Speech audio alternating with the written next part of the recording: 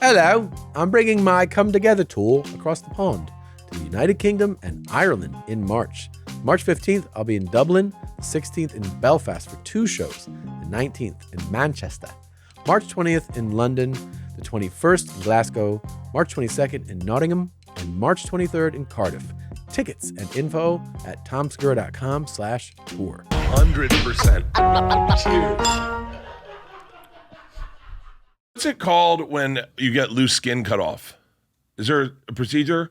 Look, I don't know what it's called, but Tom's doing that this week, so he can't be here with us.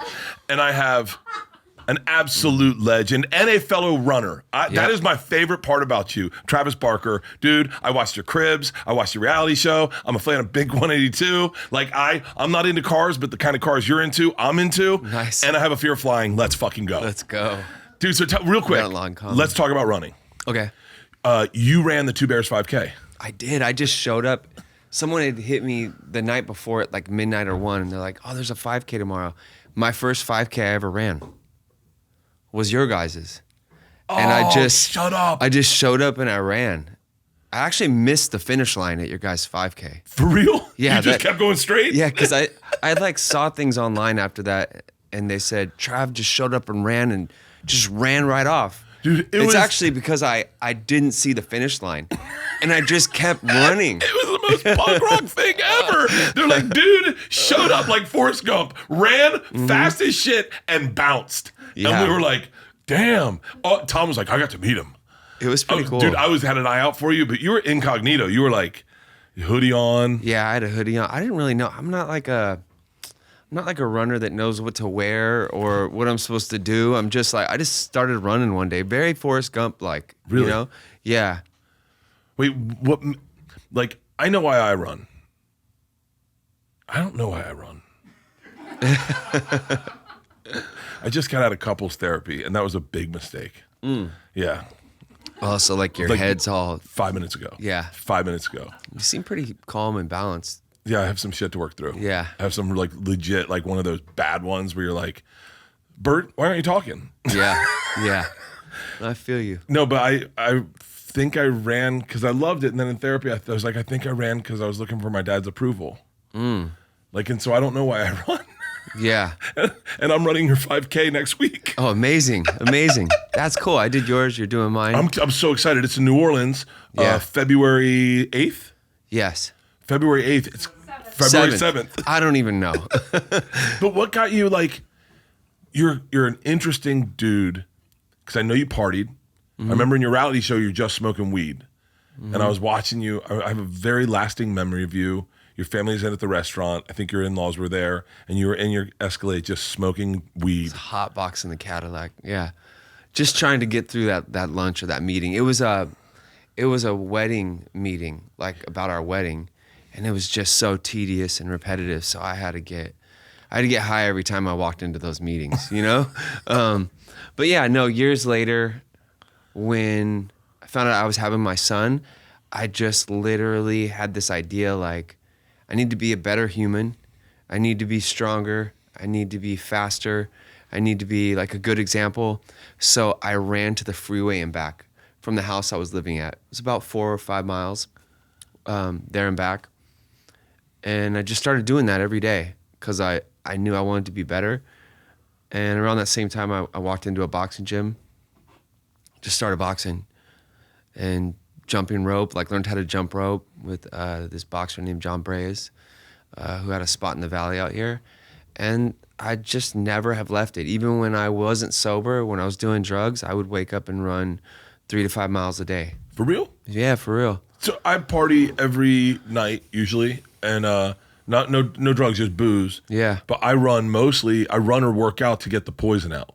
Like if I don't do it, I'm gonna fog all day. But if I break it, where I feel like I'm gonna throw up, and I'm like sweating, I'm out of it. I'm out of the fog. Yeah. And is that why you did it? I did it to balance out all the bad stuff I was doing. Yeah. I figured I'd start like including some good stuff. And then I found, knowing I had to run the next day, I couldn't do that much. I needed to like not take as many pills, needed to not smoke as much. So just started balancing, and then all of a sudden it teeter-tottered towards, well, it's a long, long story. Years later, it teeter-tottered one way, and I never went back. Wait, when did it teeter-totter? I don't mind hearing this story. I actually just saw it when I was coming to your spot here. We exited. I don't know what was that? Was it like Van Nuys or Van something? Nuys. But I passed by the burn center I was at, the Grossman Burn Center. It's not the burn center anymore, but That's where you were? yeah, I have like 6 months of just memories being there. I had 30-something surgeries. Almost had my foot amputated. So I had all these memories just driving here really quick. But long story short, I got sober in a burn center because I was in a plane crash. I never went to rehab. I was beginning therapy, and I was in the mindset that I wanted to get sober, but I was sort of forced to get sober. Because they would probably just give you whatever pills you wanted. Well, yeah, I was there, and I think I had 30-something surgeries within a 5 to 6 month period. What's a burn surgery? A burn surgery is where, they would take, because like the back of my legs, 70% of my body was burnt. Where, like, show me. Like, not show me, but like where? Like, I'm looking at your arms and they don't look that bad. Yeah, you can kind of tell. Like, I've I've tattooed over everything. My legs, you can really tell, but my legs, all the way up to like the top of my back, was all severely burnt. And what they do is they take good skin from the front of your body and from the top of my back, and they use it to add to the skin where you were burnt.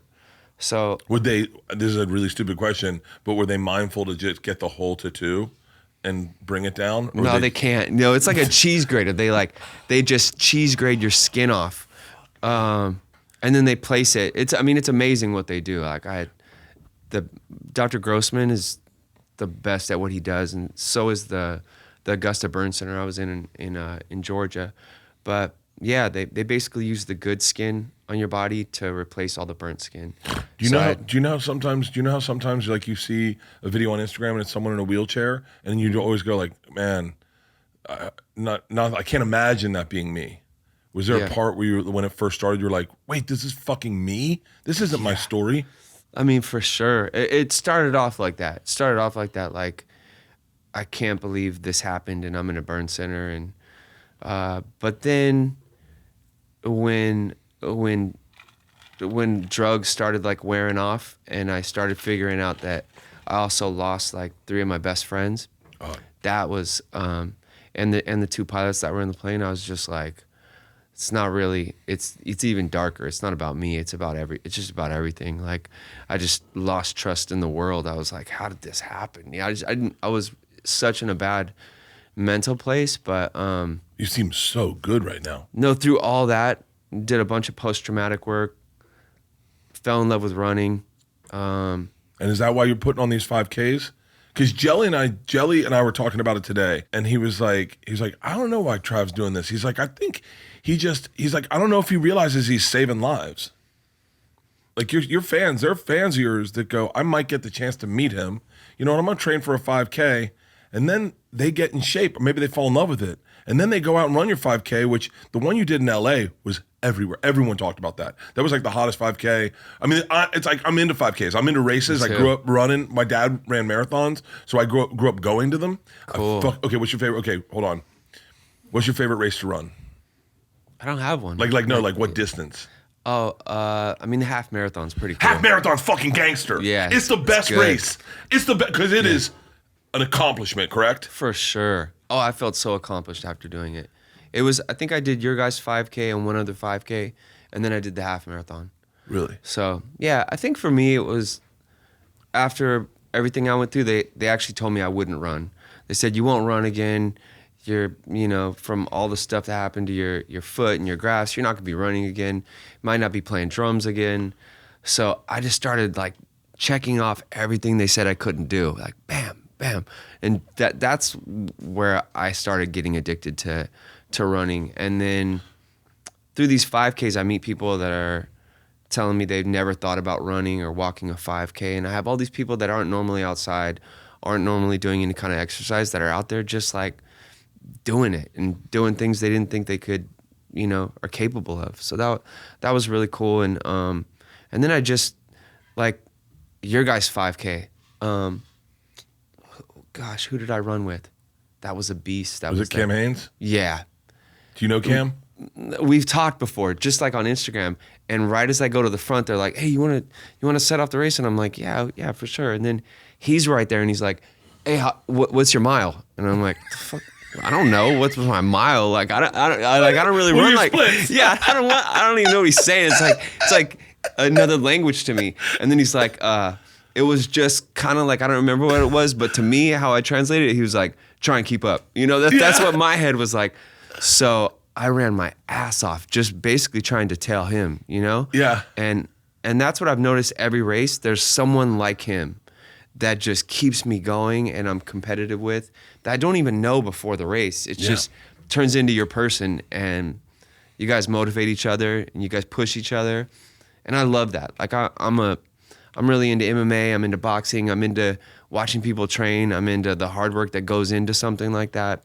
So yeah, that's what running turned into for me. You know what I do on a 5K?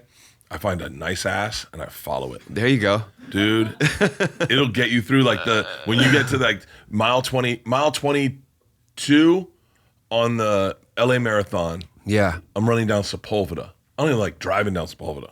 Serious, yeah. Running down it is a bitch, right? There's nothing to look at. Yeah. Nothing. But a great ass right in front of me, and that's and it was a grown woman, like an executive type of ass, but it's nice. Jogging pants on, like long, and it's the 22 miles is that's where the make it or break it. And I'm watching dudes fall off to the side like zombies, like sitting on the corner, their legs are seizing up, and that woman shit her pants in front of me, and it went down and up, and I went, I gotta go. This show is sponsored by DraftKings. This ain't the little itty bitty teeny tiny bowl. It is the Super Bowl 59. Get in on the action at DraftKings Sportsbook, an official sports betting partner of the Super Bowl 59. Scoring touchdowns is key to hoisting the Vince Lombardi Trophy, and you have a shot to score big by betting on them at DraftKings Sportsbook, the #1 place to bet on touchdowns. New DraftKings customers can bet $5 to get $200 in bonus bets instantly. The Super Bowl is such a great game.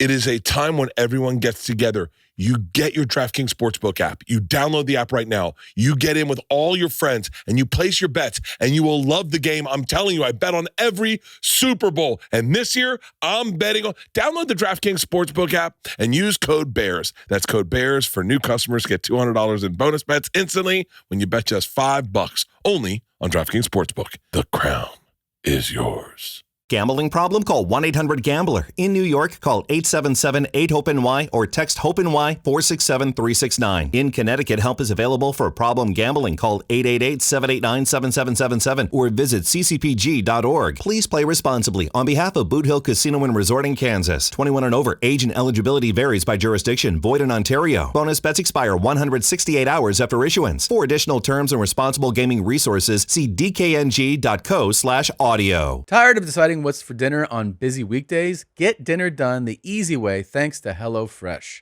HelloFresh takes the stress out of mealtime with 50 delicious meals delivered to your door each week. Try their ready-made meals, which go from fridge to fork in just 3 minutes. Or their prep and bake meals, requiring only 5 minutes of prep with minimal mess. For even quicker options, HelloFresh's 15-minute meals are ready in 3 simple steps. Plus, with HelloFresh Market, you can add over 100 items like snacks, breakfasts, and beverages to your weekly box, saving you time on grocery runs. I mean, there's nothing better than feeling like you're getting healthy, great products, and an easy way to get your meals ready to go. And these guys do it for you. Get up to 10 free meals and a free high-protein item for life at HelloFresh.com/bears. 10FM. 1 item per box with active subscription. Free meals applied as discount on first box. New subscribers only. Varies by plan. That's up to 10 free HelloFresh meals. Just go to HelloFresh.com/bears. 10FM. HelloFresh, America's #1 meal kit. Have better sex with Blue Chew, the original brand offering chewable tablets that help men achieve stronger, harder, and longer-lasting erections. These erection-enhancing tablets are designed to boost your performance, whether you're planning ahead or need to be ready at a moment's notice. Blue Chew is putting its money where its mouth is by offering you a month for free. The process is simple. Sign up at bluechew.com. Consult with a licensed provider, and if approved, your prescription will arrive within days. Made in the USA. Blue Chew tablets are shipped directly to your door, and you can take them anytime, day or night. Best of all, everything is done online. No doctor visits, no awkward conversations, and no waiting in pharmacy lines. I mean, I could not tell you how much I enjoy this product, walking around rock hard almost 24/7, and I give credit to Blue Chew. Make life easier by getting harder and discover your options at BlueChew.com. We got a special deal for our listeners. Try your first month of Blue Chew free. Visit BlueChew.com for more details and important safety information. And we thank Blue Chew for sponsoring the podcast. How many marathons have you done? One. I'll never do another one. Really? I'll never do another one. It was, I did it. I did it out of a bet with Joe, because Joe said, you can't run a marathon. And I was like, I can do it with no training.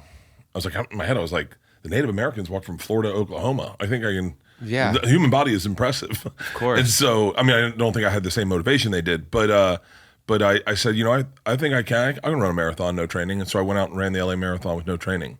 And it felt good, but it was, I enjoyed the half marathon the most. Yeah. Half marathon was the same lift, in my opinion, with a better party afterwards. Yeah. 5K is like Chinese food. Everyone fucking loves it. Everyone loves it. I do them like the day of my show, everywhere we go. Because I'm running I run 3 miles every day. I try to. Yeah. Mm-hmm. So especially on tour, I kind of got this thing in my head where I have to do it before the show. So I'm already doing it. Might as well do it with as many people as I can. So you're putting on 5Ks every time before a show? I did one in LA right before our SoFi Stadium show, and then I did one in New York right before our show there. Yeah. And then, this one, I happened to be out in New Orleans for a Blink show. So after seeing everything that happened with the fires, I'm like, can't run here to benefit Los Angeles for the fires, so I'm going to do it out there. Oh, so this is benefiting, your 5K is benefiting the fires out here? Yeah. Oh, hell yeah. Then my whole team is doing it. Fuck yeah. And we're paying the entry fee. Hell yeah. I mean, I'm not going to pay it, but they'll pay it. Dude, can I tell you a wild story? Yeah, of course.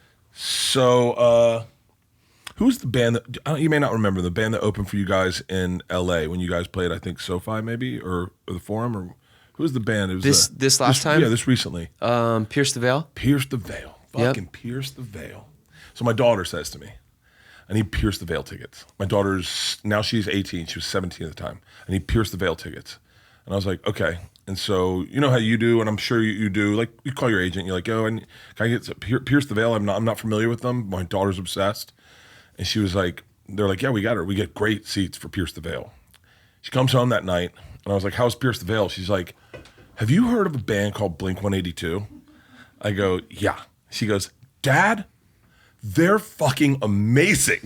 She goes, we went to see Pierce the Veil. They went on before Blink-182. Blink-182, Dad, they're incredible. And I was like, wait, hold on. You went to a Blink-182 concert thinking you were there for Pierce the Veil? I thought that was so fucking funny that my little girl would come home just lit up. Yeah, I mean, it's probably her age group probably is more familiar with Pierce, and then we were just a bonus that she didn't know about. Maybe I don't know. I'll take it though. That's good. It was cool as shit. Yeah, but I just realized. I thought you were gonna tell me she was covered in sperm confetti, and you were gonna be like, "What happened? Why is that happening?" But yeah, I always think about it when I'm at shows. Like I was at Billie Eilish, and just confetti drops, and we have sperm confetti, so everyone leaves covered in sperm. So I can't wait to drop that on her. Yeah. Oh yeah, that is sperm confetti. That's crazy. Mm-hmm. So that's cool though. I was thinking about that for my next tour. I don't know when that'll be, but I was like, what if you did put on a 5K every because I run. So cool. I lift weights every day on tour. What's your schedule on tour look like? I wake up. I usually walk for an hour, just kind of clear my mind, and then I'll have some kind of caffeine, like matcha or coffee, and then I'll hit some weights and then run. Yeah. Hit my 3 miles. Do you take a nap? Once in a while, if I can doze off. It's like 5 minutes. Even if it's on the way to the venue, I might not even be sleeping, but my eyes are closed. I'm listening to something. They were talking about your fear of flying. I have a fear of flying. I have a real fear of flying. Wait, are you always in a bus too? Yeah, I live in a bus. Oh, so I think we used to have the same bus driver from time to time. Ron? Yeah. Black dude? Mm-hmm. The best. He sounds like he's from the Bay, right? He sounds like E40 every time he talks. It's the best. Because he would always tell me, yeah, I'm driving Bert. Ron's like a brother to me. He's like a brother to me. I mean, we're so close. We stopped working together for a while, and he just took me to Vegas, and we had a great dinner. And he was like, "Man, Bert, we got too close, and I apologize if I ever did stuff wrong." And I go, "Like what?" He goes, "Like that time I pulled a gun on you. I apologize." He pulled a gun on me one time. Oh my God. Yeah, Ron and I are like brothers. I love him to death, man. I love him to death. He is. Oh man, you got me off track because I'm thinking of Ron stories. First the day I fell in love with Ron, some girl snuck on the bus and snuck into my room, and I'm pretty public about. I'm open about like I don't cheat on my wife. I mean, I think everyone should be, but like I should know that like I'm married and I'm happily married. So my cousin found her, and we pulled the bus over and like, yo, this isn't cool. We got to get you off. Then we had to wait for an Uber to come get her at some bus stop and some bus station or whatever gas station. And Ron's just like this. Like, she was hot too. And Uber picks her up, and Ron's sitting in the bus chair, and he turns around and he kind of holds court in that little doorway, and he goes, "Bert, can I tell you why you're a man of good fortune?" I said, "Why is that?" And he goes, "Because you just said no to that sweet pussy." I said, "Really?" And he goes, "Yeah, man. Man, this job, it fucked up my first marriage." I go, "You're just a bus driver, Ron." And he goes, "You'd be shocked what a bitch will do for a Nelly headband." I was like, "That's my new best friend." Oh, that's my new best friend. That's so Ron too. Yeah, I'm a bus guy, and I heard that when you were in Europe, you're a boat guy. So for years, I bought a tour bus right after my accident. Yeah. While I was in the burn Wait, center. can we talk about your accident for a second? Yeah, if you want to. I have a horrific fear of flying. I've had it forever, and I think I'll die probably from my lifestyle on planes before I ever die in a plane crash.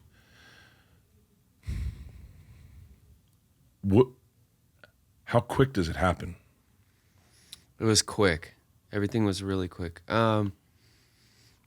I was like you. I was white knuckling every flight, even before my plane crash. I already had a fear of flying, almost to the point where I always think back and I'm like, gosh, did I manifest this? Because it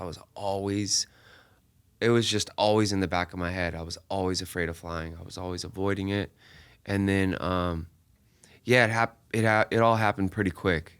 It happened on takeoff, right? Yeah. The tire blew out. Mm-hmm.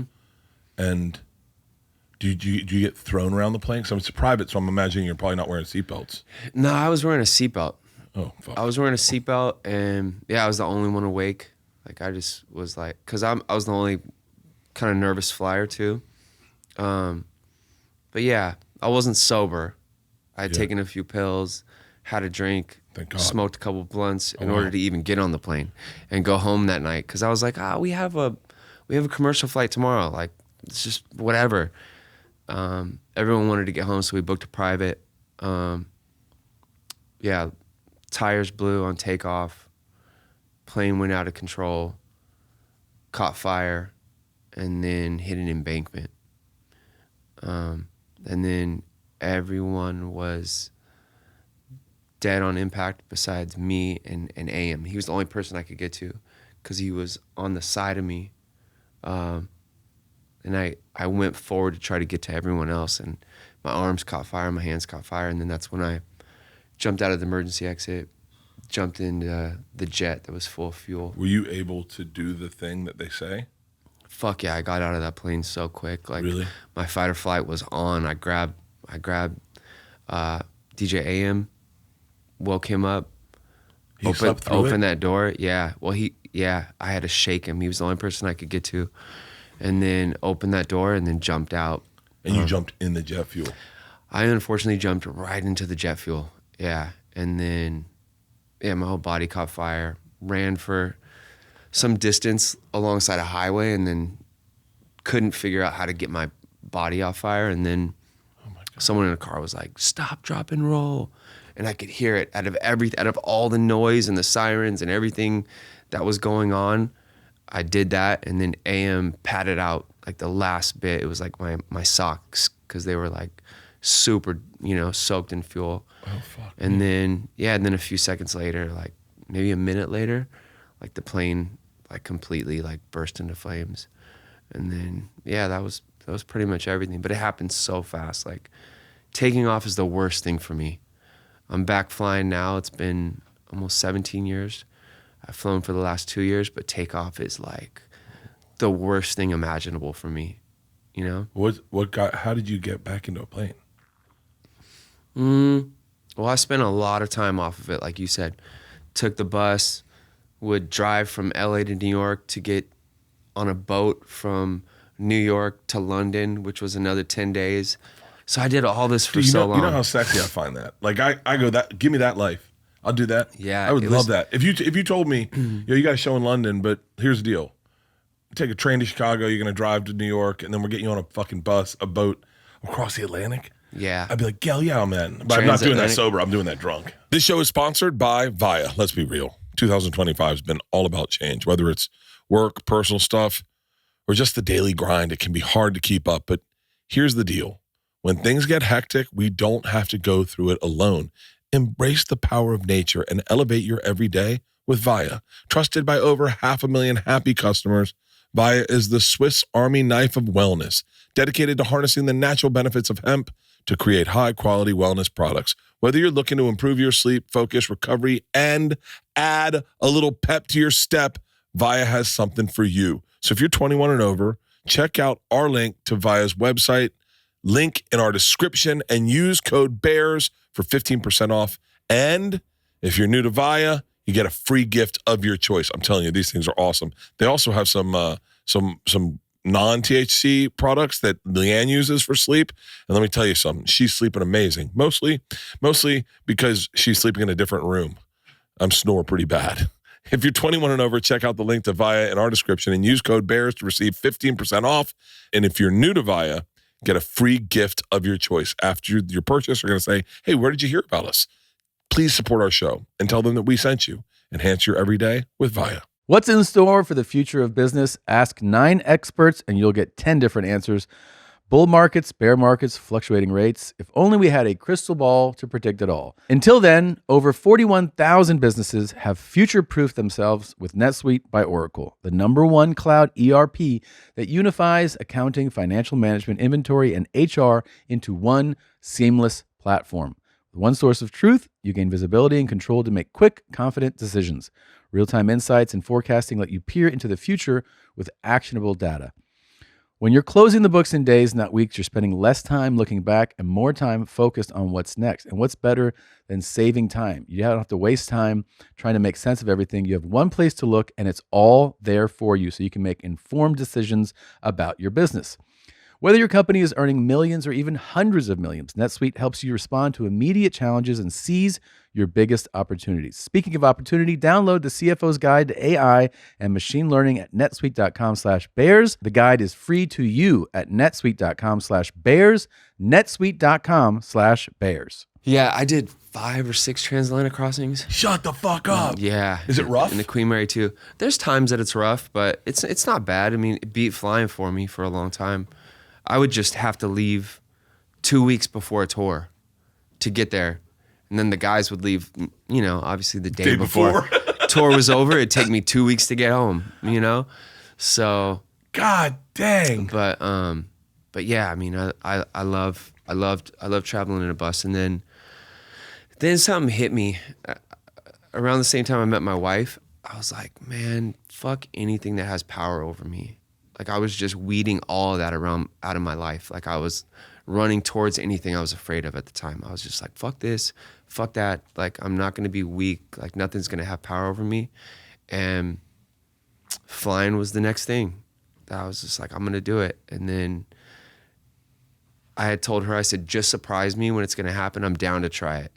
So she didn't tell me, went to an airport, flew to Mexico. And it was like. Private or commercial? Private. But yeah, and which was even kind of, that was kind of sketchy. What size plane? I mean, it's different too, because it's like, it's my wife's sister's plane. So I know the plane's legit. I know it went through maintenance. So that was My wife doesn't even have a sister. God damn it. Damn shit. it. Yeah. No, but that was pretty. I was pretty comfortable because I knew the situation. I knew who owned the plane. But yeah, my flight to Mexico was cool. Flight back was cool, and then I just started knocking them off. Really? You know, my third flight that I took, we started losing cabin pressure.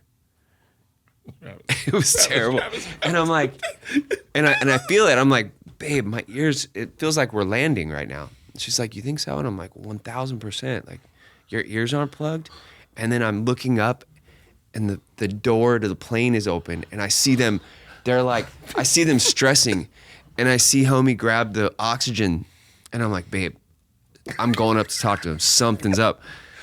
Go up there, and he's like, you're right. We're losing cabin pressure. We're trying to talk to so-and-so. We're trying to figure it out. If we can't figure it out in the next 5 minutes, we're going to land.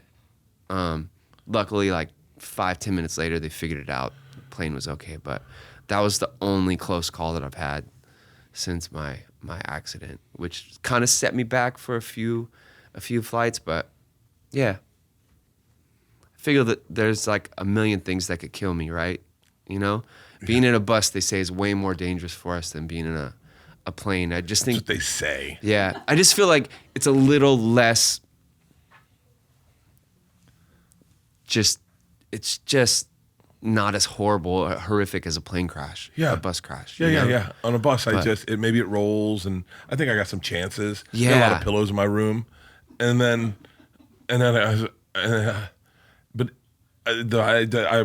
you have no idea how I've had some rough flights, and I've flown a lot. But I've refused. I try desperately not to fly private now because I just have never enjoyed it, and I'm paying so much money to do something I really, really hate, and Yeah. I don't get to fly in her sister's good plane. I'll send you her number, maybe. No, I know her dad or mom. You know what I mean? Yeah. I did pretty well. I know Caitlin, right? Is Caitlin the sisters? Kate. Yeah, some of the sisters, The one that's got the plane though? Kendall and Kylie. Yeah. And then, No. but whose plane is it? Two of the girls have planes. Jesus Christ. Yeah.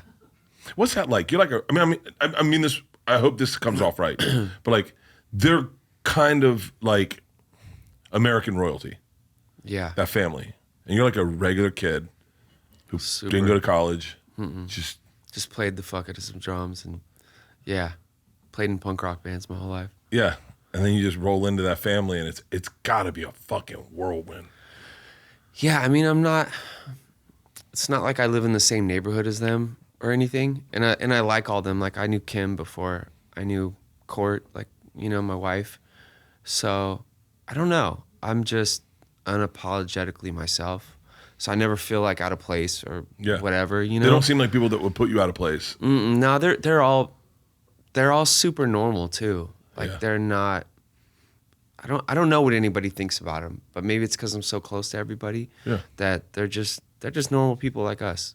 It's like, I mean, this, for a lack of, my only experience would be, is like people talk about Rogan like he's this fucking huge star, and I just know Joe. Like, I have actually a hard time wrapping my head around, like, he might have affected an election. Like, I go, Yeah, he's awesome, man. Joe's so cool. Joe is cool shit. Your episode you did with him was really cool, because I think you were talking about you're vegan.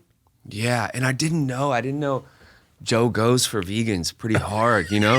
Now that I listen to Joe, like, I listen to other ones, and it'll just be like, oh yeah, I heard so-and-so's vegan. Oh gosh, why doesn't he eat a fucking steak? Whatever. I'm like, damn, Joe didn't go hard on me, and I appreciate it, you know, because like, I don't know, I didn't know that about him, but a lot of people afterwards were like, damn, you know, you're one of the only people he didn't go at that's vegan.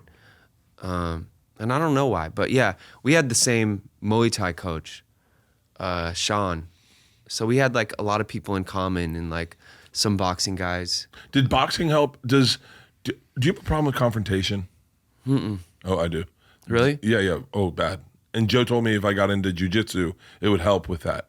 Yeah. But I have a hard time with confrontations. I'll just avoid it. I'll avoid it entirely. Like, someone can do something mean to me, and I could just get vengeful, and then I just go, I'll just talk behind their back. Like, No, I don't know. I think it helped. Like, I think MMA and boxing and jiu-jitsu I think it humbles you. yeah. Yeah, all of them humble you. I feel like it kind of controls your anger and your attitude or thinking you're invincible. Like it was very humbling for me, and I love it, you know? Wait, how did you get to here? Because like I always like you are probably one of the most well-rounded, grounded dudes I've ever had a conversation with in just 30 minutes and 16 seconds.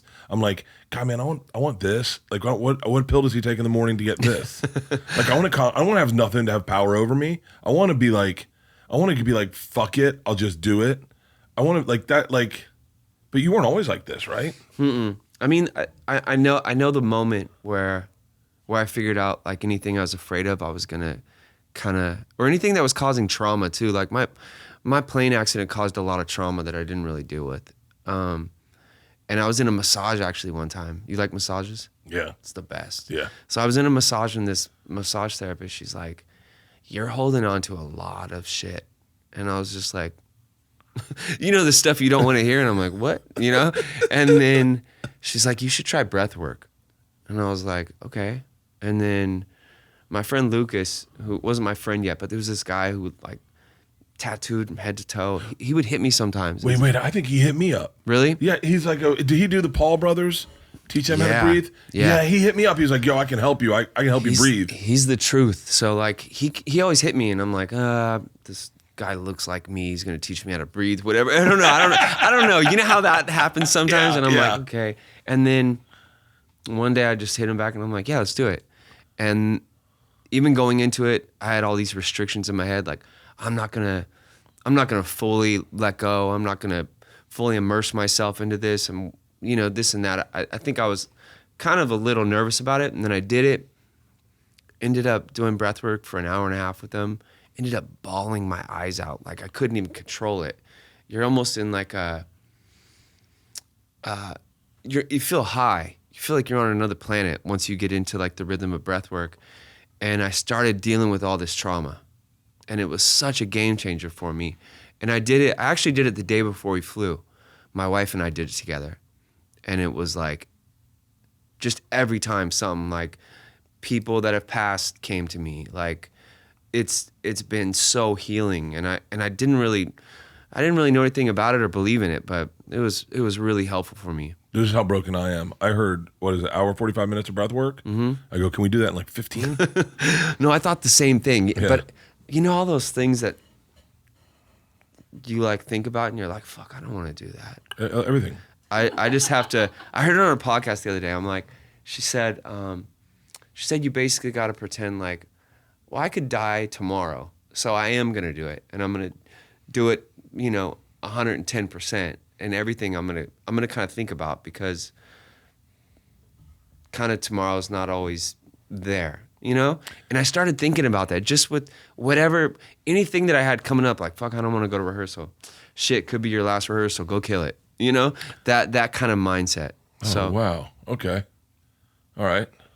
Just get the lazy out of us, or the hard shit. The hard shit's the good shit. Yeah, I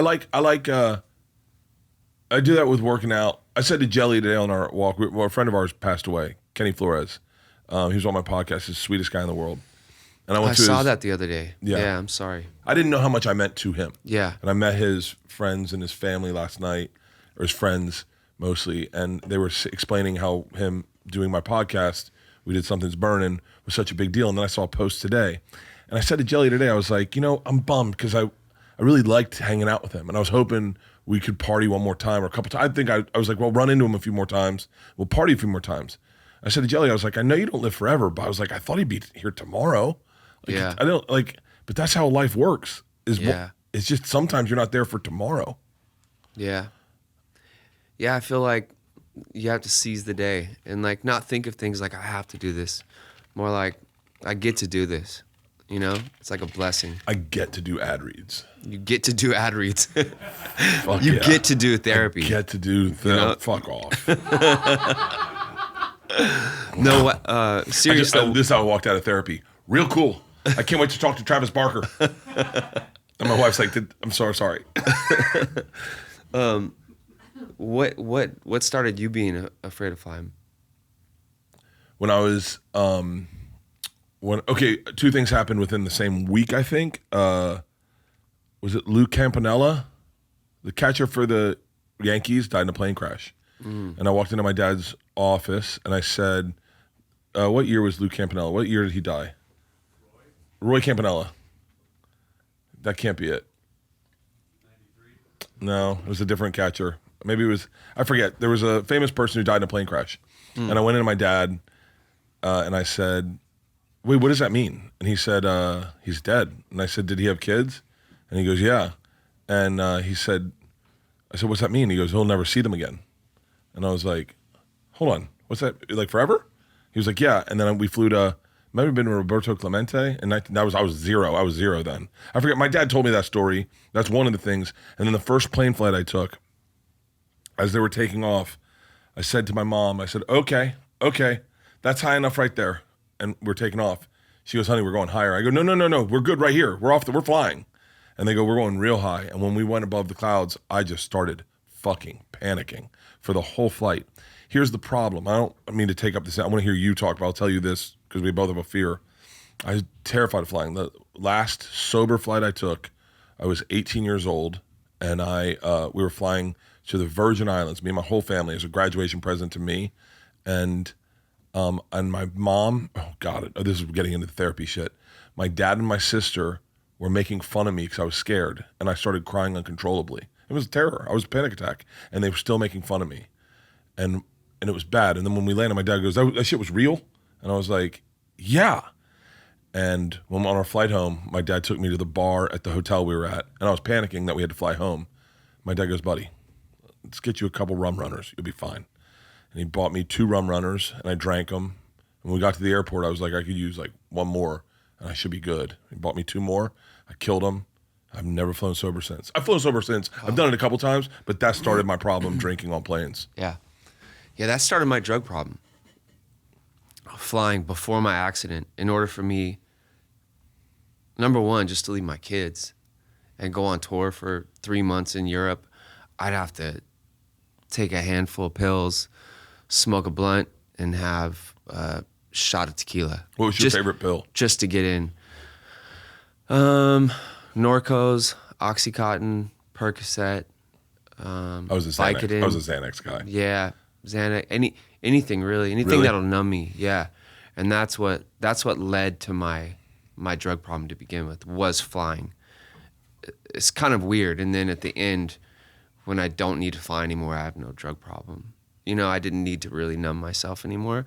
So same thing, and same kind of similar story. Like, I think I was terrified of flying from the time I was a kid, because my first flight, my mom, though, was the nervous flyer who was bawling and was so scared the whole flight. So it taught me, I'm seeing her so afraid of this. So I was just terrified of it my whole life. We didn't have any money, so never really had to worry about flying anywhere until I was in a band and we were like touring. God dang. It's crazy the trauma that our parents pass on to us. Yeah. That was what my therapy was about. Yeah, it's wild. It's so wild. It's crazy. Yeah. The therapist pinpointed something like so quick, and my wife already knew the answer, and she was just sitting there like just this smarmy like, and I was like, just say it. She's dying to say it. It's my dad, okay? It's my dad. Yeah. Yeah. Yeah, therapy's pretty amazing though. It really is. Yeah. Yeah. But you seem pretty fucking all together. You in great shape. Do you go to the doctor a lot? I mean, when I need to, I just try to, we're doing the pre-nuvo scan coming up here. So that'll be interesting. I'm going to do that, but interesting. You know, that would be a I know I'm going to be scared. Yeah, there's a part of me that's scared. I keep canceling it, to be honest with you. It was like, I was supposed to do it this morning and I'm like, nah, I got to do Bert's podcast. I have this Vans panel and I'm playing this show tonight. It's just a weird morning for me, babe. And then the other day they were like, we were supposed to do the scan, and then they they put you in that fucking thing? Yeah. Oh. I have this filter from when I was in the burn center in Augusta, Georgia, and it's an IVC filter, which is another terrible story, that they put in me because when I got to the hospital, they're like, you have tons of blood clots. We need to put an IVC filter in you. Well, it's an IVC filter that they put in 80-year-olds because it has a life expectancy of 20 years. So I had that in me when I was like 30. So I don't know when this IBC filter is gonna break, but they were like, we need the info on that before you can get the pre-nuvo scan. And I was like, babe, I don't have the info. We can't do it, you know. So I've been avoiding it, but I am gonna get to it like next week. I kind of just want to know. If my assistant's listening right now, he's going like, they might be the same fucking person. Really, you do the same thing? I schedule my doctor's appointment, and then I'm like. And then for me, it's always like liver enzymes. Like I need some time to not drink so I can go in so I'm healthy. Yeah. And so I'll be like, yeah, I'm you know what? That's a bad weekend for me because I got a couple something's burning. You know what? Let's just push it. And at one point, it got so bad that my assistant's like, hey, we have to do this. I'm like, I'm not asking, I'm telling. And I was like, we push it by 2 weeks. And I was like, whoa, this is me running away from something I don't want to deal with. Yeah. God. Yep. All right, let's talk about something fun. Okay. Cadillacs. Cadillacs. Yeah. Cadillacs, Chevys, anything GM, anything General Motors. Really? Yeah. So were you always a car guy? I was. Same thing. Like my dad loved old cars. Like growing up, we didn't. Do you have really. brothers and sisters? I do. I have 2 older sisters. Oh, you make so much fucking sense to me. Really? Yeah, because if you saw, I only work with women. Female energy is my energy. It's like I feel like I'm a little safer with women. I don't know. Yeah. I have like my tour manager's a woman, my manager's a woman. Crazy. And then I think I got to be honest with you. I think I would so enjoy being married to Kardashian because all that female energy in that house. I'd be like, I'm home. Dress me in black and let's go out. Yeah. No, my house is pretty much. I mean, we have 7 kids together, half boys, half girls. Your daughter has the coolest fucking name ever. Which one? Alabama. Thank you. Yeah, she was named after True Romance. I ran into Patricia Arquette the other night. You did? And I was like, fucking Alabama. Best. The fucking coolest name. My best daughter's movie. name's Georgia. Really? Yeah. Oh, Alabama's very cool. a badass fuck. We couldn't pick Alabama because my wife grew up in Georgia. But that's a badass fucking name. Keep going. Thank I'm sorry. Yeah, no, my dad had an old Cadillac growing up in our backyard that didn't work. But I knew how much it meant to him. So he would always show me like old Chevy trucks that he had when he was younger and go to car shows and stuff as a kid. So yeah, I love old cars. I'm not a car guy, right? Like I don't care what car I drive. I mean, I care, but like I couldn't even tell you what the numbers are on the back of my car. Like I know it's a Mercedes, but I don't know what it is. Yeah. Got it through a broker, so that totally makes sense. It tracks. So just give me that one. Okay, I like it. My wife is a car person. She has one, and I couldn't tell you what those numbers are. I know I like big trucks, but when I had to buy a new car, I was like, I really want like the 76 Cadillac convertible Eldorado. Like that's the sexy car to me. Yeah. It's long still. It's 2-door. But it's comfortable for 4 people. Yeah. It's just the badass car. And then I started looking around, and then I just got lost in the weeds. I was like, there's so many. Yeah, you really got to like figure out.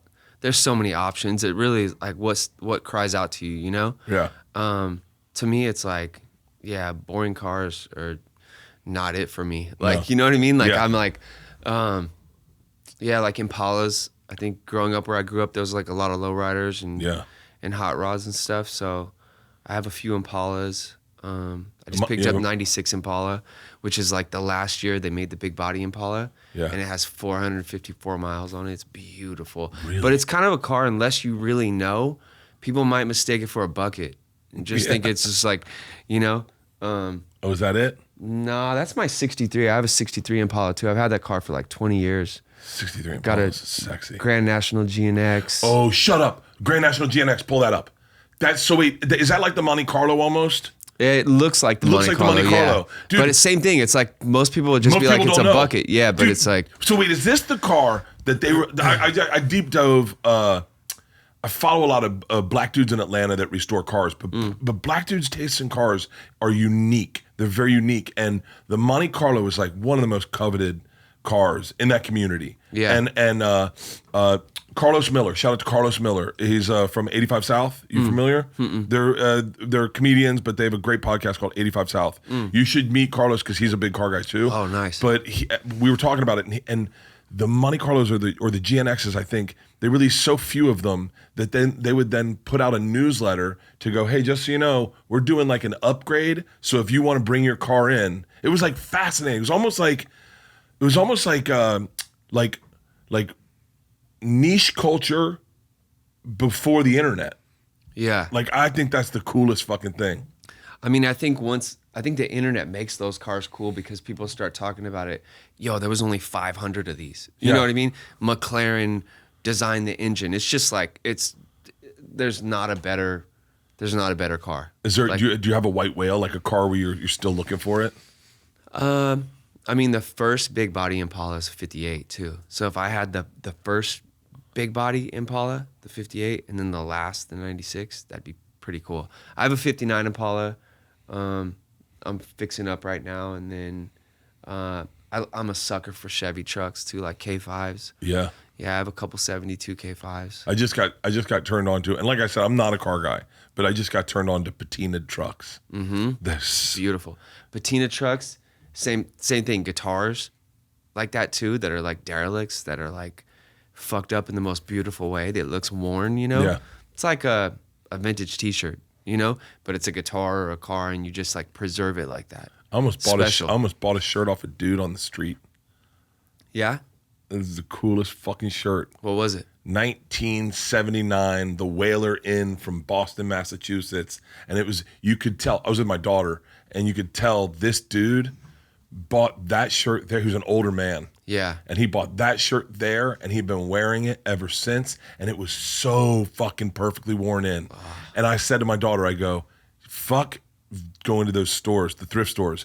Just find dudes like that and go, how much for your shirt? Yeah, buy That's it the off game. their back. Did you say it? No, I felt weird. I did the same thing. I think I was in Canada, and every time I go there, there's a vintage shop. But there was like a younger, like, kid that was working there that was coming to the show tonight, and he was a fan. And I'm like, this kid has the illest Willie Nelson shirt on, and it's a black T-shirt, perfectly like destroyed. And it's Willie, like, flipping him out. My dad's the biggest Willie Nelson fan. I was raised on Willie Nelson, Johnny Cash, Buck Owens. And Buck Owens. Buck Owens, the best. Dude, do not get I'm bringing Dwight Yoakam on stage tomorrow night at the Dead thing. Oh, amazing. And my wife, that's her one hall pass. And it all starts with with Buck Owens. Sick. She's taken me up to the Crystal Palace a couple times just to sit up there, listen to music, and drink. That's amazing. Keep going. I cut you off. I'm sorry. The story is I told the youngster, I know you're coming to the show tonight. I don't really want anything else in the store, but I want this T-shirt, and I'll trade you anything. I'll buy whatever. So I got it, and I almost bit my tongue, and I didn't say anything. I'm like, I gotta have that fucking shirt. Like, I'll give you whatever you want for it, you know. So I have it, and yeah, it's pretty cool. Do you like fame? I don't really think about it much. You've been famous for my whole adult life. Like, I feel like being able to throw 5Ks and raise money for, like, incarcerated firefighters or LAFD, I feel like that's cool. That's a cool way to use, like, people knowing who I am. But I don't really think of it other than that, you know? Yeah. I think if anything, because I am like I don't know, I'm like a dad. I hang out with my kids, and I go to the studio every day and run and exercise. Like, I think sometimes me and my wife, we're just like, we just want to be normal. Like, we pretty much live a pretty normal life. Really? You know? Yeah. That's cool. Yeah. Whereas, like, I don't know. You know how sometimes you're just like, and I think we move like that too. We're not like, I heard someone tell a story one time, and they're like, Paul McCartney was like telling a story to a certain person I know, and he was like, you know, you don't need a bunch of security. You don't need a bunch of handlers. Like, if you want to go to the grocery store, start going to the grocery store every day at the same fucking time, and let the people at the grocery store get used to seeing you. Suddenly you'll do it, and no one will bother you. It'll be really normal. Yeah, but his best friend got shot. Who, Paul McCartney's? Yeah. But I mean, just think of that. Think of that idea, though. Think of, like, if you don't start. No, actually, I love Paul McCartney. Yeah, me too. But that's exactly how John Lennon got murdered. Was he took the same path so the guy could find him.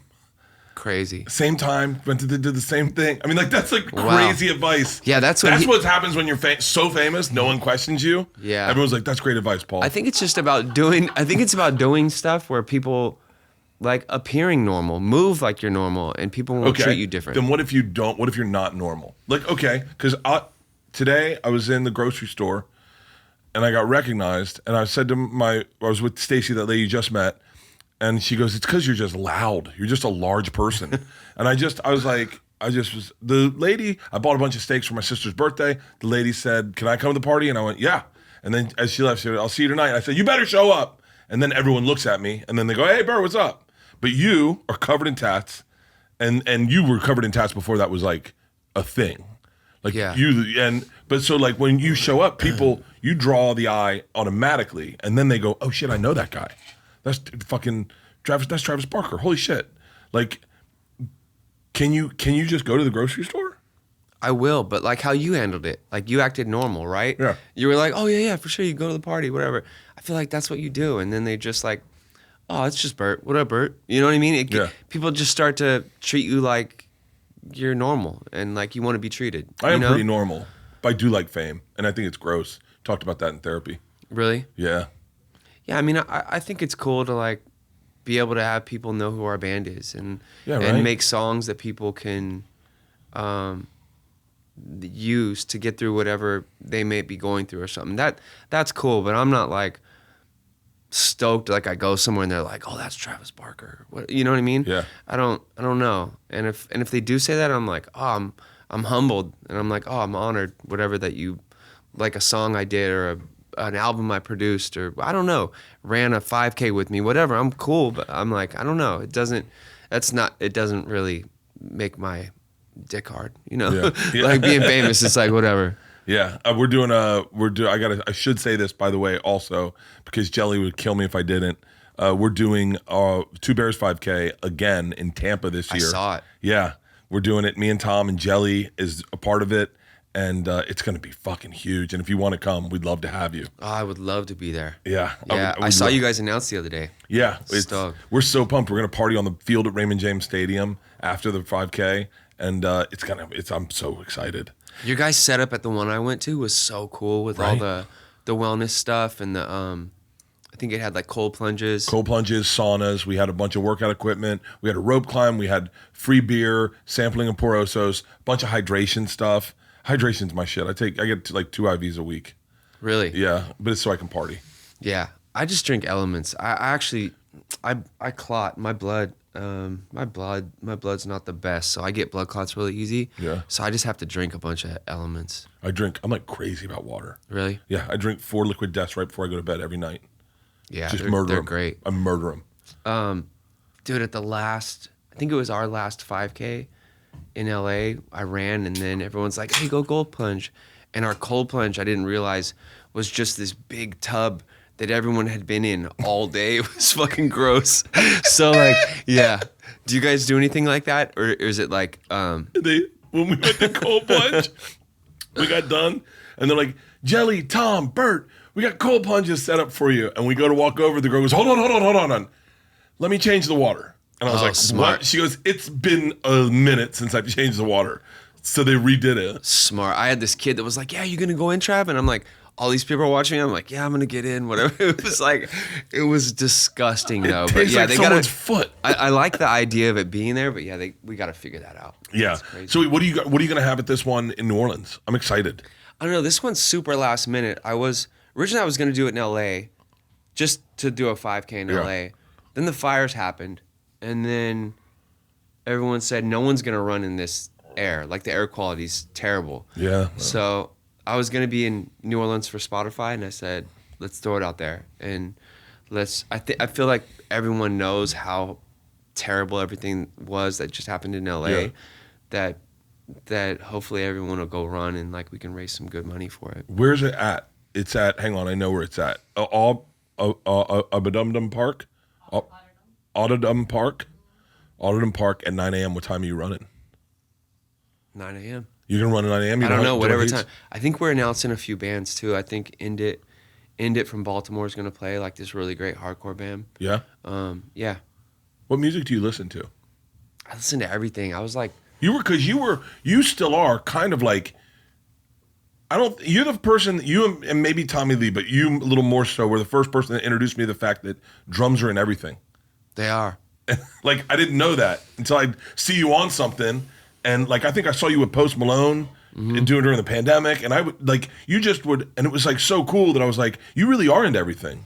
Yeah, I grew up on rap music, like jazz and country from my pops, hardcore and punk rock.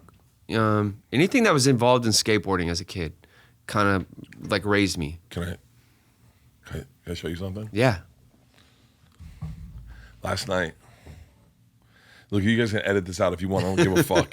Last night we did Tony Hawk and Jason Ellis's podcast. Oh, cool. Live. I know both of them very well, and I said to Jason Ellis, I said to Tony one time, I want to learn how to Ollie. I'm a big skateboarder, but I never learned how to Ollie. And once you learn how to Ollie, you really open the door to a lot of fun in skateboarding. But and I'm too old. Yeah. So last night they said, you still can't Ollie? And they said, I want to see how bad your Ollie is. So they brought a board on stage. Okay.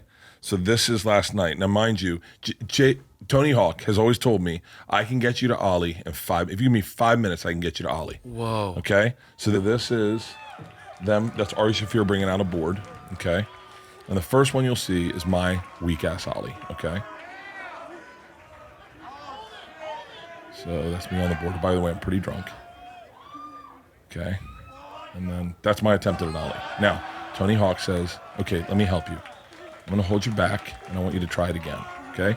52, never Ollied in my life. Take a look.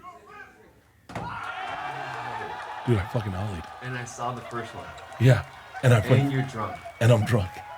Wow. I texted Tony Hawk. It looks like he pushed you forward so your board went up, you know? So you know what he did?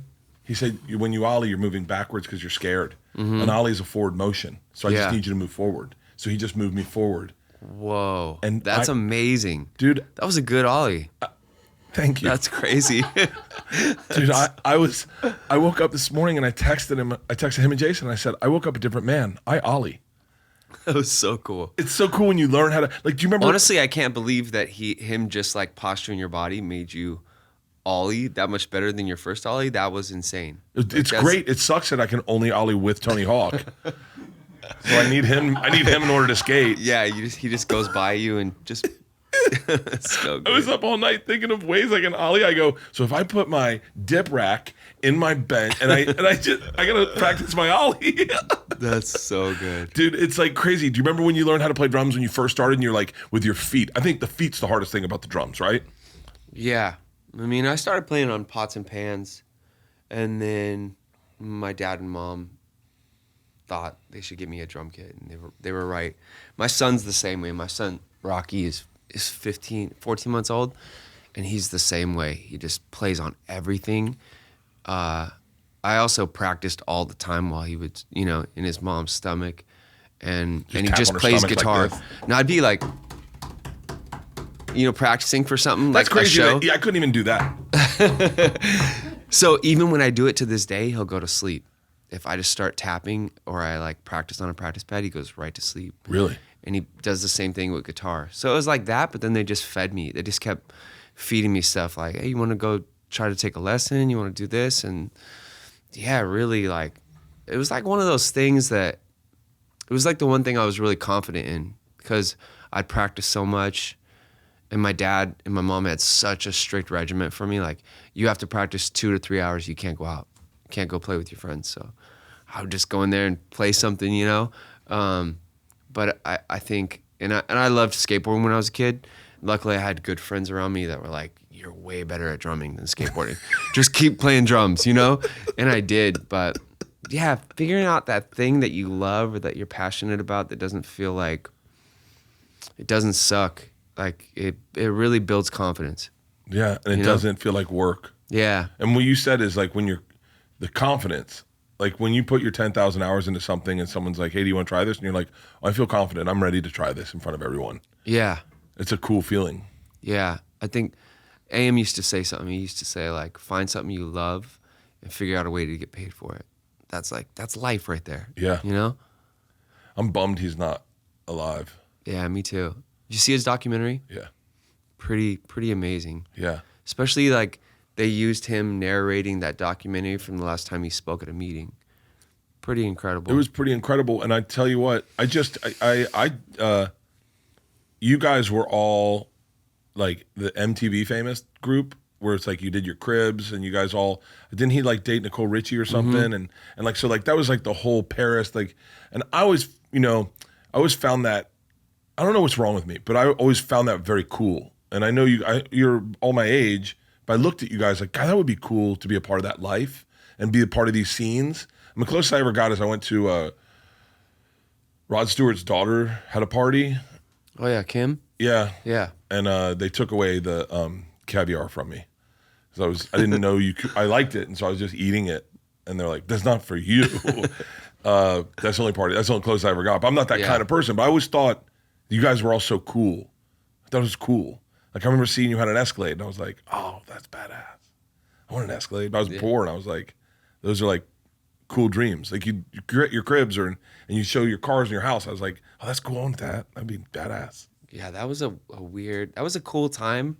It was also all the money I had to buy that Escalade at the time in whatever house I was living in. I remember my friend came to me one time and he's like, Trav, like you're like hood rich. Like you just buy cars. And I'm like, I know, huh? Like he's like, sell some of them and buy a house. And I finally did, but sell some of them and buy a house. Cause I'd see like Hot Boys, like Lil Wayne and Juvenile. I just see them always buy cars. And I was like, that's what I'm gonna do, Dude. I was like, I just want to buy cool old Cadillacs and whatever, The Hot Boys were so fucking so good. Dude, I ran into them. So good. I ran into them on Sunset at the hotel right across the street from the store. The forget the name. I ran into them in like 2000 and right at their height. And it's Lil Wayne, Juvie, and BG. So hard. And They were so good. I geeked out. I had a chick with me, and I was like, "You can beat it." I was like,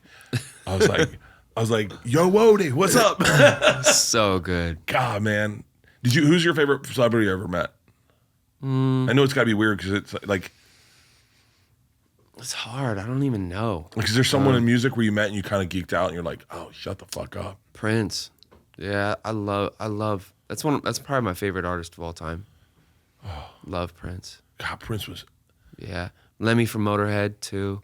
Had like a really cool, just hang with him before one of his shows. And like Mickey D, his drummer at the time, was in King Diamond. I loved both of them. But yeah, I don't know. I think probably Prince and Lemmy are like the big ones.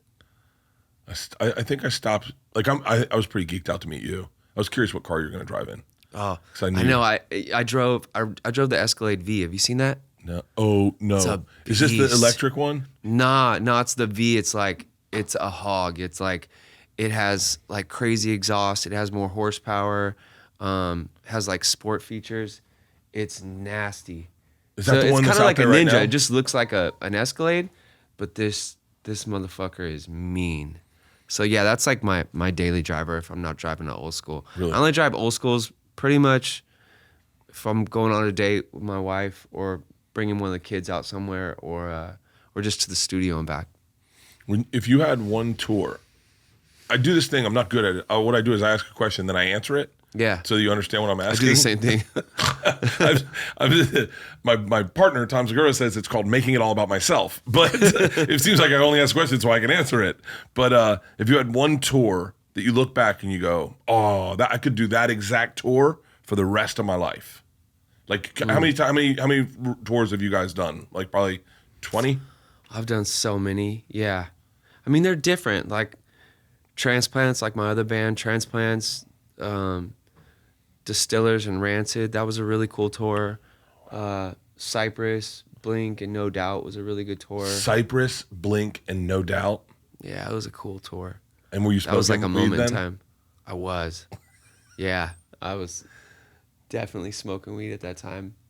I remember our last show, us and Cypress and like Gwen, we all smoked. And then I usually don't smoke before shows because I'm out there like going buck wild. You know, I need to have a lot of energy. And I remember we did it. It was like the last show and B Real came in. He's like, come on, let's just smoke. Last show before. And like, the show is so fucking long. It feels like it's going in slow motion. And I'm like, oh my gosh, we're still playing this song. Like songs felt like 11 minutes. And I remember Tom came to me and he goes, I I want to go home. And I was like, he hit the energy right there. I was like, oh, I'd do anything to just snap my fingers and be home right now, or just like not on stage, you know? But yeah. Gwen Stefani is perfect. Yeah, that was like the height of No Doubt. And I don't know, No Doubt was like, I grew up playing at this punk club called Spanky's Cafe, whereas like punk bands that I was in, she was like playing with No Doubt. It was like Battle of the Bands. So it was like, she was Southern California, like growing up. I watched them, you know, from like ska punk scene. She was the illest, you know? Watching her and Bradley Noel. Oh yeah, Sublime. Yeah. Did you know Bradley? Same thing. I played with him at Copacetic Cafe, where I grew up. Played a show once, and it was really cool. And then we were just talking about on the way over here. I saw the first Warped Tour. It was like Sublime, Orange 9mm, Deftones, No Use for a Name. Deftones. And that was the first time I had seen Sublime, where they actually like, it was more of a jam session than the one before, but Sublime's one of the best. You know, Bradley was so talented. My daughter Isla just texted the other day. She's like, I need Deftone tickets. And I was like, I'll pay for those. Yeah. Fuck yeah. I love Chino and Abe and the guys. They're so great. And I love that everyone's figuring it out. Like, you know, people your daughter's age are coming back around and being like, oh, I discovered the Deftones, you know? Dude, do you ever put on it like when you're Alabama and Rocky, are you two from your first marriage?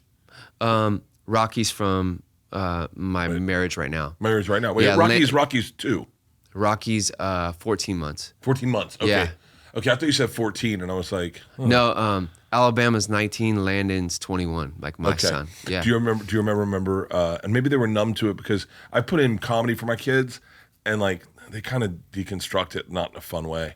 And they're like, I put Mitch Hedberg in, and they were like, "Is he high?" And I was like, "Well, yeah, maybe, yeah." And they're like, "Okay, so we're laughing because he's high." And then they go, "Wait, is he still alive?" And I go, "No." Like, how did he die? I said, "It was a drug overdose." And they're like, "So this is kind of sad." And I'm like, "Fuck, never mind not listening to comedy with you guys." Yeah, I'm not gonna play Pryor for you, I guess. So, but I put in a banger song for Isla, who's really into like punk music.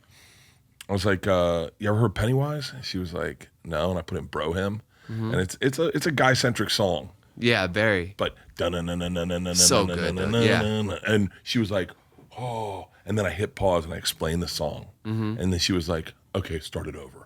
Yeah, it has a lot of meaning too. Has a fucking lot of meaning. Yeah. The fucking look on her face when she came home, she's like, "Have you ever heard of Blink-182?" And I was like, "Oh, baby, fuck yeah." And I was like, oh, and then I wanted to be like, because when we grew up, you were fans of a band, and all you had to do was the dreams. You'd read the liner notes and be like, "Ooh, what is this guy like?" Like even fucking Jonathan Davis from Korn. Even then, the internet wasn't big. You're like, why does he have HIV tattooed on his arm? Yeah. And then I was like, oh baby, you can listen to podcasts these guys have done. They are fucking fascinating. Yeah. And she was like, I'm obsessed with Blink-182. That's so cool. It's cool to share that shit with your kids. Yeah, for sure. Yeah. It's crazy. So how do you make tuna fish salad? I make it out of chickpeas. Do you really? Yeah. Wait, hold on. I was just joking. Chickpea replaces anything tuna based when you're plant based. Hold on. Yeah. Hold on 1 second. So tell me, I was just joking. Yeah. Because I asked Matthew McConaughey how he made his. She was the dumbest question I've ever had, and apparently went viral. But wait, how do you make your tuna fish salad? I mean, that's the closest thing to a tuna fish salad for me. So you take chickpeas and then put mayonnaise in there? Veganese. Yeah. And then do you put like any pickles or anything? Yeah, I mean, sometimes. Toast the bread. That's what I was wondering. What you're gonna cook for me too if I go on the cooking show. Oh, buddy. Oh, hold on. So I went vegan. You did? Oh God. Let me slow down. So excited. I've never told anyone this story. I'm sure I have. I don't know. I have a story I haven't told. I'm in Miami, Florida. And I'm done with it. And we're coming off tour. And I'm like, I'm fucking done. I'm done with me. I'm done with my lifestyle. I can't change everything, but I know I can change one thing, and that's how I eat. I said, I'm going vegan. And everyone's like, bullshit. And I said, I'm going vegan. And it lasted 4 hours, but only because, hold on. No, but it wasn't my fault. It wasn't my fault. I didn't know pasta's not vegan. So I had pasta, no sauce, no nothing, like just had pasta. The guy next to me is like, well, you got a dietary problem? And I was like, no, I'm vegan. And he goes, oh, I hate to break your heart, but pasta's not vegan. And I was like, okay, so I still counted it. Yeah. So I was trying. So I came home, and I'll tell you that I made a vegan meatloaf, and it was bananas. It was so good. And I didn't tell my daughters or my wife it was vegan meatloaf. I just made it. And they're like, this is good. What is it? And I was like, just keep eating. And then they were like, this is really good. And I was like, it's vegan meatloaf. And they're like, ugh. And I was like, no, you liked it before I told you it was vegan. Yeah, you just can't tell them. Yeah, and then you can use I used not yeast. Yeast is so great. That's the way. Instead of Impossible or Beyond Meat, like any seitan, like wheat-based protein, is good. Yeah, and it's not soy. It's the best. I've been carnivore for almost a year and a half. Yeah, but I would go vegan. I would love to have you on my cooking show and make a vegan meal for you. Yeah, let's do it. Who would you want as your co-guest? I get to pick one? Yeah. Oh, cool. Anyone you want. Let me think about that. Yeah, bring the sister with the plane. I will. I'll try. I'll try. Maybe she could fly me out there. That's cool. Yeah, I'd love to have you on my cooking show. Yeah, I would love to. You pick whoever you want. It doesn't have to be a famous person. Just someone you like to hang with and vibe with. I'll probably drink. But you're cool with me drinking, right? Of course. Yeah. Okay. Yeah. Cool. Of course. Yeah. All right, awesome. I can be around anything. Yeah. Buddy, you sound as a guy who. When did I must have found you in 2000? I'm guessing. Mm-hmm. Right. Is that when I had 1997 maybe? Yeah, Blink probably started around 1997. I joined around 1999. 1999, I discovered you. I've watched your journey. I've watched your reality show. I've watched you on Cribs. I mean, all of it. All of it. I mean, all of it. You've been a public figure, whether you've wanted to or not. Things have happened to you where you just got thrust into the public. And man, you are the coolest dude I've ever fucking met. Like Thank you. There's a couple guys I've met in life where I go, I want that. I want a little bit of that. Like McConaughey, guy could charm the pants off fucking he's Putin. so good. He's so good. So good. He's so good.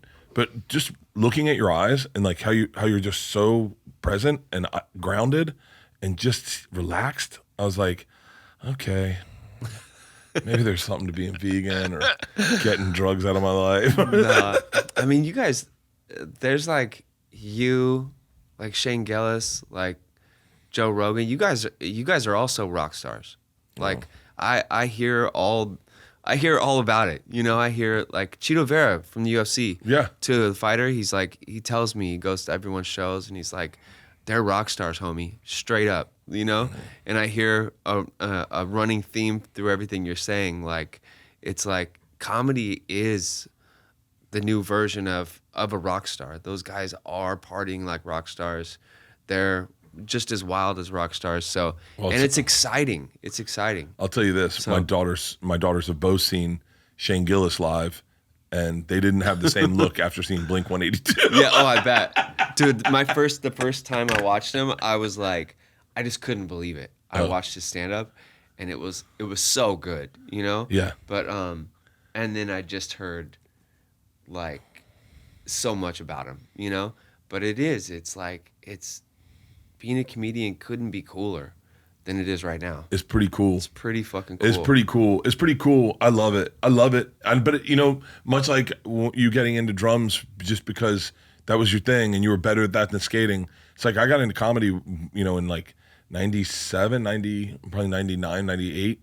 And I just got into it because I like it.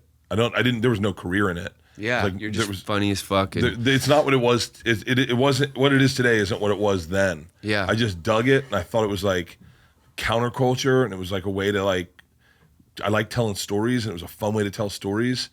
It's cool to watch your kids, like watch my oldest daughter Georgia saw Shane for the first time, and this has got to be like 4 years ago. It was before he was famous, and he had this great joke. It's now in one of his specials about going to old plantation, a reenactment plantation, and the black guy coming up, and it's in his bit. I'm not going to do the bit, but it's pretty aggressive and it's pretty fucking hilarious. My daughter Georgia is Alabama's age, and she heard it and was like, she's a little woke, and she went, "Whoa." I said, "What?" She goes, "You're not allowed to say that." I was like, "Why not? Why not?" She goes, "You get in trouble." I go, "Did you think it was funny?" She's like, "Yeah, but I can't laugh at that, can I?" And I was like, "Yeah." She's like, "You can laugh at that?" And I was like, "Yeah, baby, that's the whole point of comedy is like, you got to push the boundaries and you got to, the things you're not supposed to say are the things to say." And that's what's great about Shane. And she was like, "Okay." The next night, her and her friend Daisy are crying, laughing.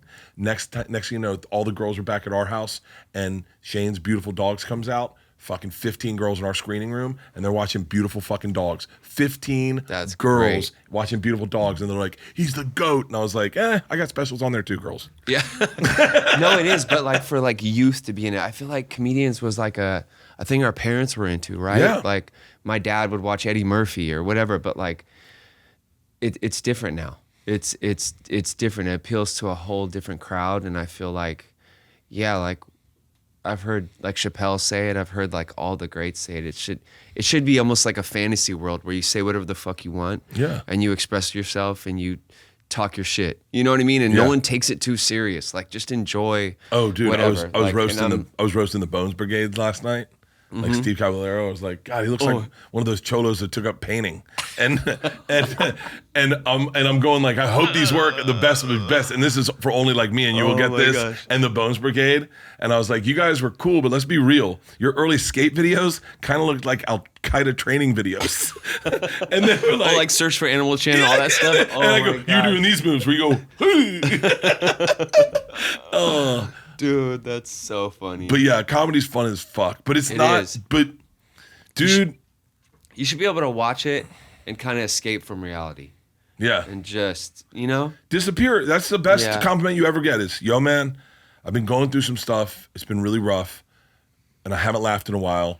But I went to your show and I totally forgot about my problems, and just thanks. And that's like the thing. And I mean, I that's a gift. But I'm telling you, when I listen to your music, it's beautiful to throw on a Blink-182 song and fucking run like you guys did in your underwear. Like it's to run and just like fucking and get lost and put it on and throw the windows down and put the heat on in your car at night and speed. That's the best. Fuck yeah. By the way, windows down, heater on.